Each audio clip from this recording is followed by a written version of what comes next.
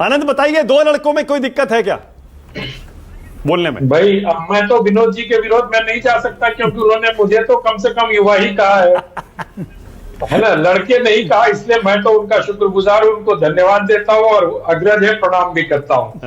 क्योंकि ये तो सार्वजनिक रूप से उन्होंने ऐसा कहा है, तो अब लड़के तो हैं ही लड़के। अब देखिए, ये तो बड़ी विचित्र सी स्थिति है, 54 साल का व्यक्ति जो है वो लड़का है और 48 साल की स्मृति ईरानी दीदी है।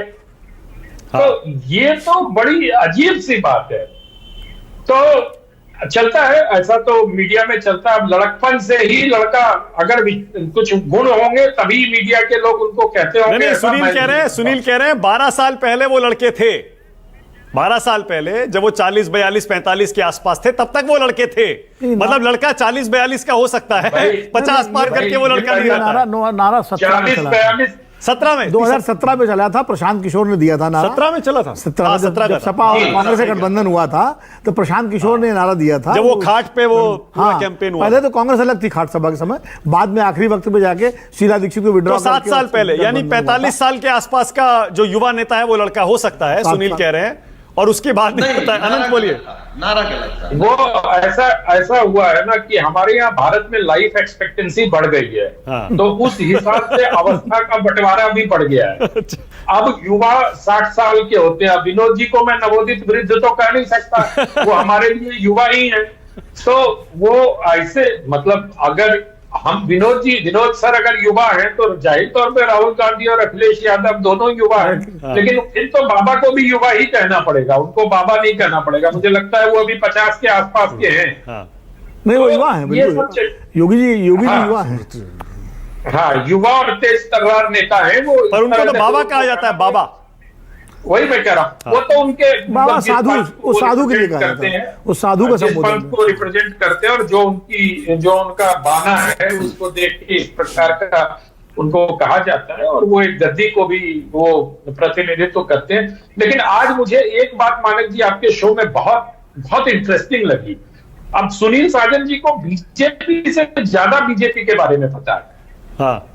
है ना? हाँ। वो सर्वे हुआ, सर्वे के नतीजे आए, क्या पता नहीं क्या सुनील जी शायद संपर्क में है क्या बीजेपी के? मुझे तो बड़ा संदेह हो रहा है क्योंकि सुनील जी जितनी संजीदगी से बात कर रहे हैं कि बीजेपी ने वहां सर्वे कराया, प्रधानमंत्री वहां चले गए, और अभी फिर दूसरी बार भी कहा कि बीजेपी में जो बैठक हो रही है वो झगड़ा निपटाने के लिए हो रही है, वो आपस की बात हो रही है, जबकि बीजेपी के ऑफिशियल प्रवक्ता कह रहे हैं कि हम तैयारी कर रहे हैं। तो ये बड़ी आश्चर्य की बात है, और ये इनकी जो कुशाग्र बुद्धि है इसको भी मैं सैल्यूट करता हूं कि आज सुनील साजन जी ने इतनी सूक्ष्म राजनीति से जो निष्कर्ष निकाले हैं वो अंडरलाइन करने योग्य है। दूसरी बात मैं कह रहा हूं, अभी मैं सुन रहा था बहुत जो अयोध्या वाली बात हो रही थी, मैं उपचुनाव पर थोड़ा सा समय लेता हूं। अयोध्या वाली बात हो रही थी, क्या ऐसा कोई सर्वे आजमगढ़ में भी या कन्नौज में भी हुआ था क्या? मैं प्रश्न जानना चाहता हूं, क्योंकि कन्नौज में भी शायद उम्मीदवार बदले गए।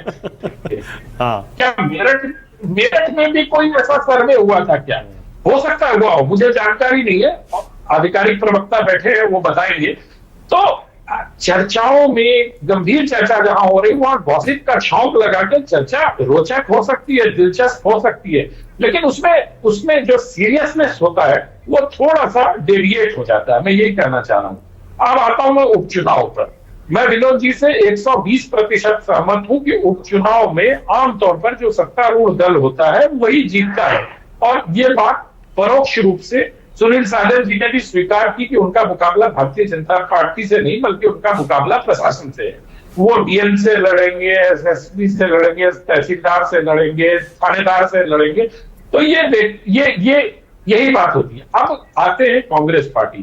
कांग्रेस पार्टी को विधानसभा में सिर्फ और सिर्फ 2.5% वोट मिले थे आखिरी विधानसभा में, सिर्फ 2.5%, और एक शायद या 2 विधायक उनके हैं उत्तर प्रदेश में।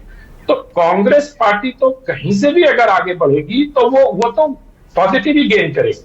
कांग्रेस पार्टी के लिए अब लूज करने के लिए कुछ बचा नहीं, और खास तौर पर जब अखिलेश यादव जैसा एक मजबूत प्लेयर जो इस चुनाव में उभर के सामने आया है, उनकी अगर पीठ उनको मिल रही है, तो मुझे लगता है कि कांग्रेस पार्टी को अगर सीट मिलती है। अब गाजियाबाद में, जैसे गाजियाबाद आमतौर पर माना जाता है कि शहरी क्षेत्र और भारतीय जनता पार्टी और संघ का वहां पर बोलबाला जो शहर का क्षेत्र है, लेकिन वहां से डॉली शर्मा को ये शायद उम्मीदवार बना सकते हैं, क्योंकि डॉली शर्मा कई बार हारने के बावजूद उनको टिकट मिलते रहे।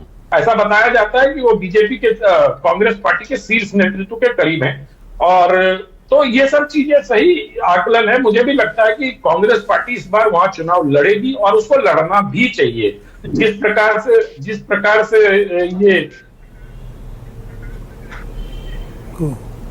अनंत का नेटवर्क लगता है कमजोर हो गया। ऑलराइट रोहित अग्रवाल।